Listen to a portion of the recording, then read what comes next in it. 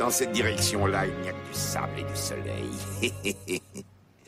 Le désert va se charger d'eux. Bonjour à toutes et à tous, le désert, lieu de danger dans ce film d'animation Astérix et la surprise de César. Mais pas seulement pour nos héros, pour également ceux qui s'y perdent, comme dans notre parabole du jour.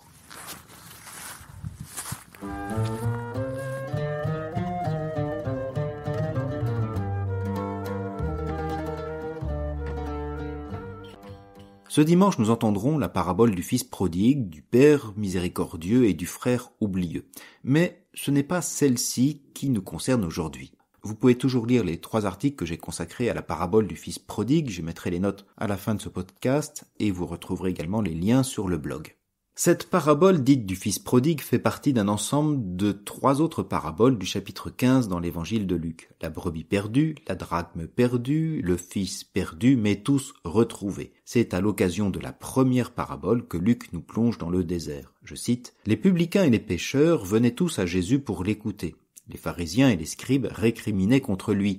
Cet homme fait bon accueil aux pécheurs et il mange avec eux. Alors Jésus leur dit cette parabole. Si l'un de vous a 100 brebis, et qu'il en perd une, n'abandonne-t-il pas les 99 autres dans le désert pour aller chercher celle qui est perdue jusqu'à ce qu'il la retrouve ? Quand il l'a retrouvée, il la prend sur ses épaules, tout joyeux, et, de retour chez lui, il rassemble ses amis et ses voisins pour leur dire « Réjouissez-vous avec moi car j'ai retrouvé ma brebis qui était perdue. » Je vous le dis, c'est ainsi qu'il y aura de la joie dans le ciel pour un seul pécheur qui se convertit, plus que pour 99 justes qui n'ont pas besoin de conversion. Avant d'aborder le désert de nos brebis, il convient de s'arrêter brièvement sur le contexte. Jésus est ici pris à partie pour son attitude à l'égard des pécheurs. Il mange avec eux, il leur fait bon accueil, disent les pharisiens et les scribes. Ce reproche est celui de la compromission de Jésus avec les pécheurs et donc avec les péchés, du moins en apparence. Faire bon accueil, partager un repas, c'est faire honneur, c'est manifester une certaine communion avec ses hôtes. Jésus donnerait-il raison aux pécheurs ? Les pharisiens et les scribes, qui recherchent la pureté, préfèrent quant à eux s'écarter de la table des pécheurs, même s'ils font aussi de leur mieux pour les convertir et partager un repas, mais après leur conversion, après leur purification. Jésus a donc inversé la logique. Il partage le repas avant ou en vue de leur conversion. C'est ce mouvement que veut éclairer la parabole de la brebis perdue. Si l'un de vous a 100 brebis et qu'il en perd une, n'abandonne-t-il pas les 99 autres dans le désert pour aller chercher celle qui est perdue jusqu'à ce qu'il la retrouve ? Si vous allez voir cette parabole dans l'évangile de Matthieu au chapitre 18, vous vous rendrez compte que parmi les différences, l'évangéliste place ses brebis dans la montagne, qui est pour Matthieu le symbole du rassemblement et de la rencontre avec le Seigneur. Luc préfère le désert, certes pour son paysage méditerranéen et cet air aride et inculte laissé à la pâture du petit bétail. Cependant, le choix du désert chez Luc pourrait aussi être motivé par bien d'autres choses. Ces 99 brebis, qui représentent ceux qui se pensent justes, comme les scribes et les pharisiens, sont placés et abandonnés au désert, lieu de la marche vers la terre promise, lieu de danger, lieu de maturation et surtout de conversion, comme nous l'avons entendu au chapitre 4 de son évangile, dans l'évangile de Luc. On peut y voir ainsi une certaine ironie qui insinue aux pharisiens ou aux scribes et à leurs cousins contemporains que nul ne peut se targuer d'être juste, mais tous ont à se tourner vers Dieu et sa bonté.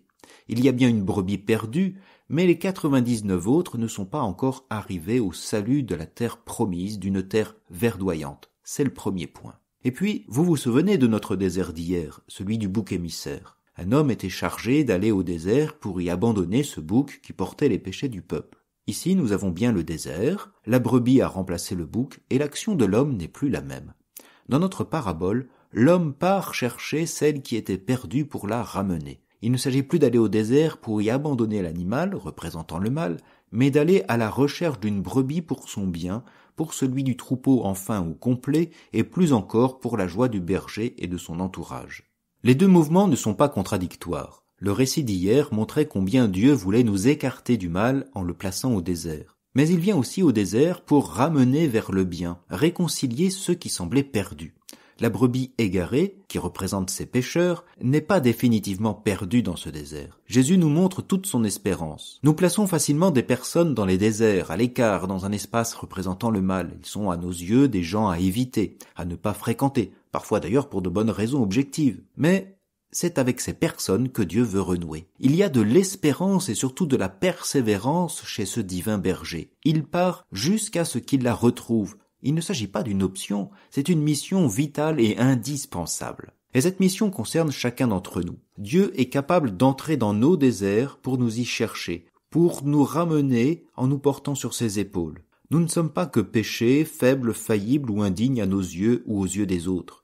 Il n'y a pas que le mal, le péché, les défauts à voir. À travers cette parabole, Jésus nous montre qu'il n'est pas question pour lui de laisser ses brebis perdues dans ce désert d'espérance. Pour le Seigneur, rien n'est perdu ni personne. Il y a du bien et du bon à ramener à la lumière, y compris en nous, y compris pour ces personnes que nous avons placées au désert. Et cela fait toute sa joie. Jésus pose un regard nouveau sur ce qu'on appelle la conversion ou la réconciliation, c'est-à-dire le retour à Dieu. Habituellement, ce retour se définit comme une volonté de changer ses mauvais penchants pour devenir une brebis méritante et pure. Mais ici, le Seigneur n'attend pas. Il nous précède, car la réconciliation est une rencontre. Le retour à Dieu est l'initiative et l'action première du Seigneur qui abandonne tout son troupeau pour celle qui lui manque. Il est celui qui nous cherche résolument malgré nos perditions, qui nous porte et nous ramène, et pour notre bien. Le désert est oublié au profit de la maison, une demeure joyeuse et salutaire. Cette joie exprimée avec exagération dans la parabole rend compte de son amour fou, son désir immense de nous revoir parmi les siens. C'est à cette rencontre que nous sommes invités, c'est dans cette joie du pardon qu'il nous cherche. Sur ce, je vous dis à demain et bonne journée en compagnie de la parole de Dieu.